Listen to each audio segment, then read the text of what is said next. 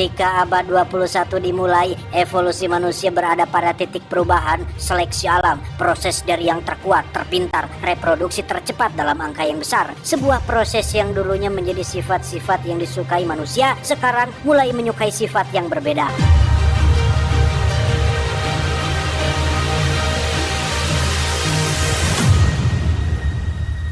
Dulu, kebanyakan ilmuwan memprediksi bahwa masa depan akan menjadi lebih beradab, lebih pintar, lebih sopan, santun, dan damai. Faktanya, sebagian dari generasi muda saat ini banyak yang berpakaian seenaknya, melenggak-lenggokkan tubuhnya untuk dikonsumsi semua orang yang bukan muhrimnya. Banyak kasus murid melawan guru, bahkan tidak sedikit yang sampai berani melakukan kekerasan kepada yang lebih tua, sehingga bisa disimpulkan bahwa evolusi tidak selalu menambah kecerdasan. More intelligent. But as time went on, Yang paling miris adalah banyak keluarga yang sejahtera dan punya pendidikan baik justru memutuskan untuk menunda-nunda punya anak dengan alasan takut mengganggu pekerjaannya. Sebaliknya, keluarga yang kurang sejahtera dan kurang dalam pendidikan justru malah hobi sekali membuat anak, sehingga apa yang terjadi dalam kurun waktu sekian puluh tahun bahkan ratusan tahun, manusia-manusia dalam tanda kutip bodoh menjadi kaum yang lebih dominan dan memenuhi permukaan bumi ini. although few if any seem to notice. But in the Dan inilah idiokrasi. Pada tahun 2005 di markas militer Amerika Serikat ada seseorang yang mungkin akan mengubah sejarah dunia. Dia bernama Joe, seorang tentara yang bertugas sebagai penjaga perpustakaan militer yang kebetulan mendapat tugas baru untuk menjadi subjek dalam sebuah proyek rahasia militer. Tak sendiri, ada juga seorang mantan kriminal bernama Rita yang juga akan ikut, di mana proyek ini sendiri adalah untuk menguji sebuah hibernation pods atau kotak pembeku atau kotak tidur panjang. Joe dan Rita akan dimasukkan ke dalam kotak tersebut selama kurang lebih 1 tahun. Dan ingat, proyek ini sangat rahasia. Saking rahasianya, hanya jenderal dan beberapa stafnya saja yang mengetahui tentang proyek rahasia ini. The Human Hibernation Project was one of its most secretive. Belum 1 tahun acan, proyek ini harus tenggelam bersamaan dengan ditangkapnya sang jenderal berikut para stafnya gara-gara kasus korupsi dana kaos kaki militer, sehingga Joe dan Rita harus terlupakan dengan diruntuhkannya gedung fasilitas rahasia tersebut. Joe, but they were even worse for me. Seiring berjalannya waktu, kecerdasan manusia semakin lama semakin menurun, bahkan mencapai tingkatan terendah dari kecerdasan seekor beruk Galapagos, sehingga coba tebak apa yang terjadi. Permasalahan dasar seperti sampah sulit untuk mereka pecahkan karena para pemikir dan ilmuwan sibuk mencari cara untuk mencegah kerontokan dan mempertahankan ereksi supaya tahan lama. Frightening rate. Were focused on conquering exploded and intelligence. Tepat pada tahun 2505, tumpukan sampah akhirnya menjadi seperti gunung-gunung yang menjulang tinggi hingga terjadi longsong besar yang tak sengaja membuat pods milik Joe akhirnya terbuka.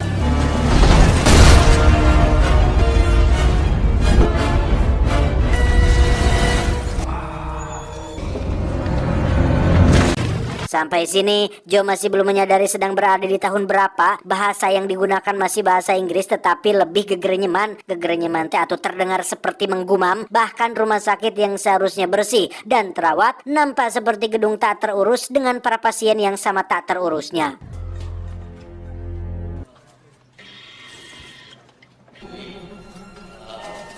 Maksud hati ingin menghubungi pangkalan militer tempatnya bertugas, Joe malah diarahkan pada seorang dokter yang melakukan pemeriksaan tidak jelas yang pada akhirnya membuat Joe sadar jika dirinya telah tertidur selama kurang lebih 500 tahun.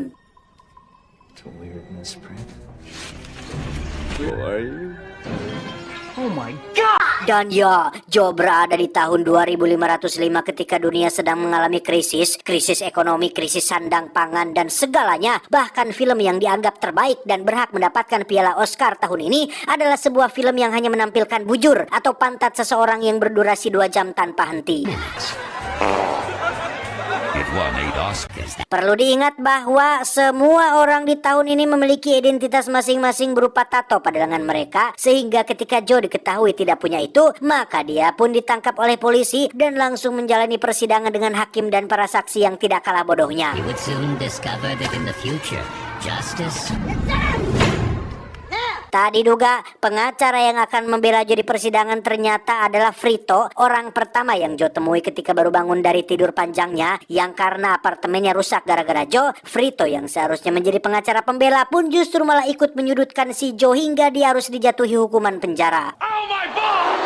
That is not Stupid laughter. Di sisi lain, Rita, sang wanita kriminal rupanya sudah bangun lebih dulu, yang karena di zamannya dia berasal dari lingkungan yang kurang berpendidikan, maka Rita tidak terlalu sulit untuk beradaptasi atau nyambung dengan orang-orang di tahun bodoh di tahun ini, yang justru membuat Rita mendapatkan pundi-pundi rupiah, dolar, dari hasil menipu orang yang ditemuinya. Thank you very much, young man. Kembali ke Joe yang sedang diberikan tato identitas, yang karena komputer di tahun ini sama lemotnya dengan semua orang, maka Joe kesulitan mengatakan nama aslinya dan justru harus diberi nama not sure atau tidak yakin, gara-gara Joe yang kesulitan memahami instruksi dari komputernya. Sebelum dijebloskan ke dalam sel, Joe harus menjalani tes IQ untuk melengkapi data identitasnya, yang dikira harus menjawab pertanyaan sulit seperti apa rumus Pitagoras, tahun berapa Pak Jokowi lahir, berapa cucu Nabi Adam, atau berapa jarak antara planet bumi dan matahari. Ternyata pertanyaannya tidak sesulit dan serumit itu. Justru tes ini nampak seperti tes untuk anak kecil, bahkan balita seperti Cipung pun sanggup untuk melewati tes ini dengan sangat-sangat mudah.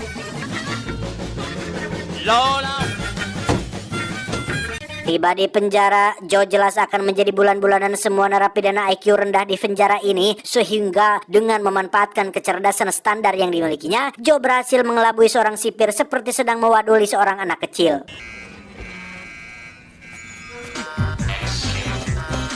Tidak pergi untuk cari tempat sembunyi, Joe justru mendatangi apartemen milik Frito, si pengacara, untuk memohon bantuannya, di mana Joe meyakini bahwa dirinya terjebak di tahun ini gara-gara tak sengaja masuk mesin waktu yang dibuat oleh militer. Karena ini adalah masa depan, Joe percaya bahwa mesin waktu pasti sudah berhasil diciptakan dan bukan benda atau mesin yang aneh lagi, yang asing lagi, di mana Frito mengiyakan hal tersebut dan tahu di mana lokasi mesin waktunya, sehingga Joe mengiming-imingi sejumlah uang agar Frito mau mengantarkannya ke lokasi mesin waktu tersebut. Disinilah letak betapa konyolnya orang-orang pada zaman ini, karena akibat dari rendahnya IQ mereka, maka Joe bisa dengan begitu mudahnya menipu dan membual tentang penjumlahan matematika yang membuat Frito tergiur dengan tawaran tersebut. Saat mereka sudah jalan itulah secara kebetulan Rita muncul di pinggir jalan, sehingga Joe segera mengajaknya untuk masuk dan menjelaskan tentang apa yang terjadi kepada mereka berdua. Faktanya Rita justru malah nyaman tinggal di zaman ini, karena dengan kecerdasan ala kadar yang dimilikinya, dia bisa meraup pundi-pundi uang dari berbagai lelaki hidung belang yang ditemuinya.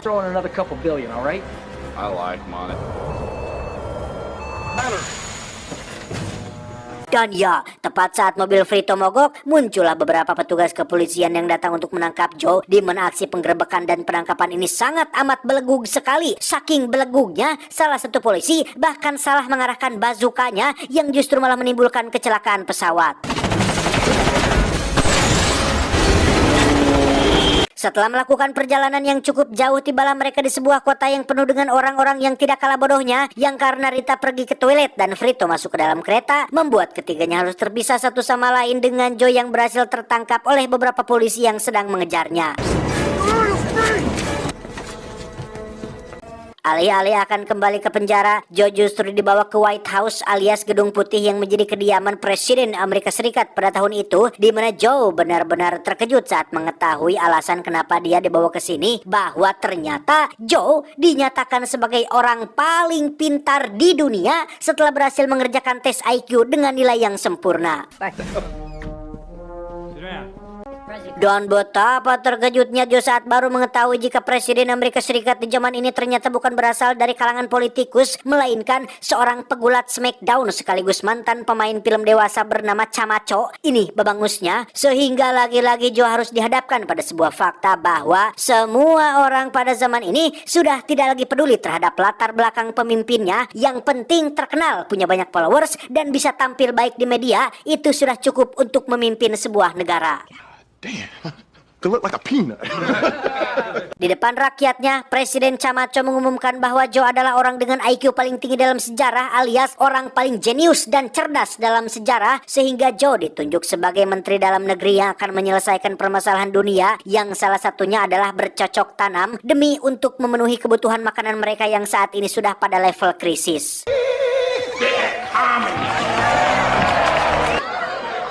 Karena ditawari imbalan kebebasan, Joe terpaksa menerima jabatan tersebut meski sedikit pun tidak tahu menahu tentang dunia agraris dan belum pernah kuliah di Fakultas Pertanian Unsil. Joe hanyalah seorang pria biasa dengan kecerdasan biasa yang hanya kebetulan terjebak bersama dengan orang-orang yang bodoh.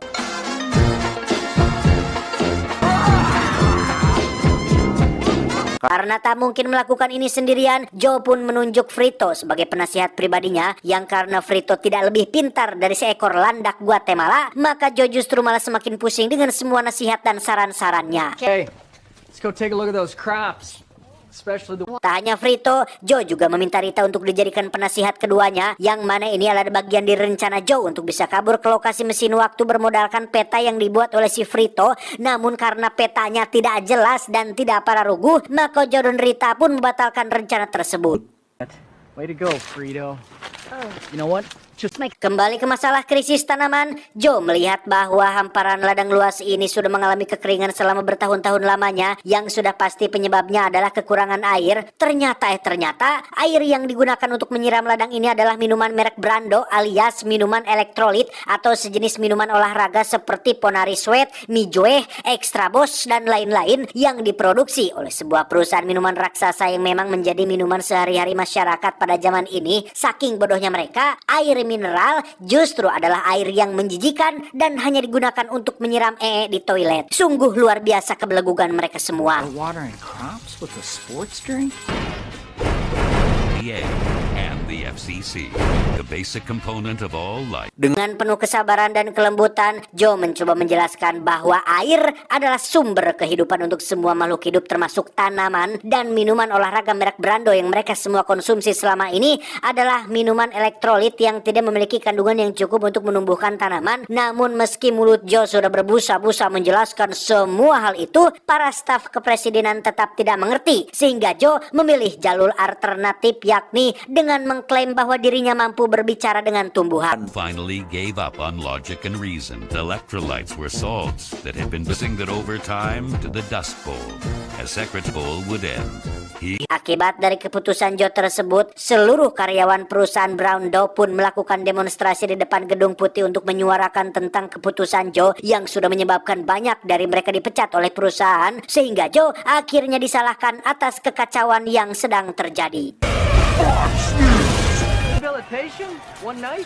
Doesn't sound so bad. Very not sure who finds himself in the toilet. Pada akhirnya Joe harus kembali dimasukkan ke dalam penjara dengan kaki yang dirantai pada sebuah batu besar untuk mengantisipasi percobaan melarikan diri, di mana Joe akan menjalani sebuah hukuman khusus, yakni harus melakukan duel truk di sebuah lapangan stadium dengan disaksikan langsung oleh para karyawan perusahaan Brando yang benci kepada sosok si Joe ini.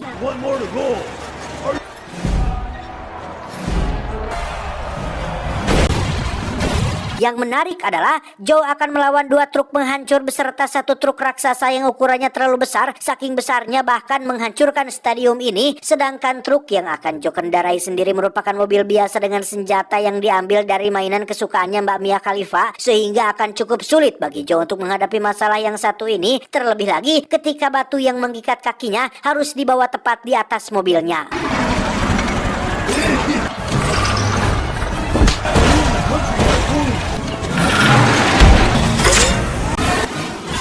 Dan ya, Joe berhasil selamat berkat rantai yang mengikat kakinya, di mana semua orang tiba-tiba teriak saat lawan duel Joe masih selamat dan bersiap untuk membakar dan meledakkan Joe di tengah lapangan ini.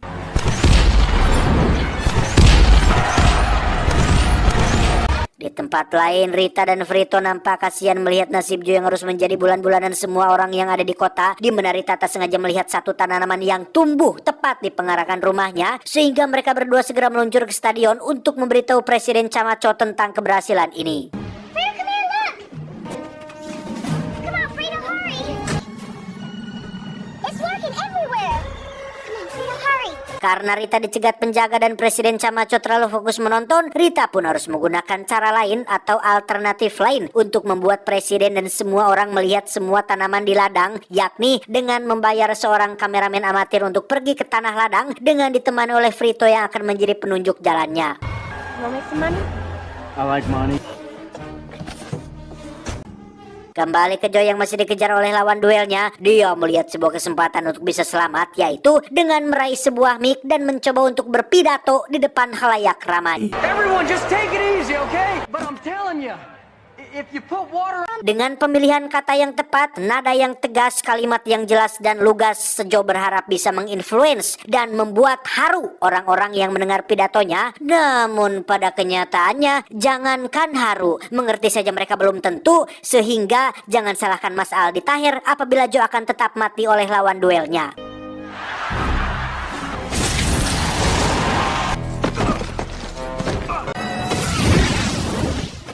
Dan ya, Presiden Camacho pun menyelamatkan nyawa Joe setelah Rita dan kawan-kawan berhasil menampilkan tanamannya di layar kaca, sehingga Joe akhirnya dibebaskan dari tuduhan dan menjadi pahlawan untuk semua rakyat Amerika Serikat.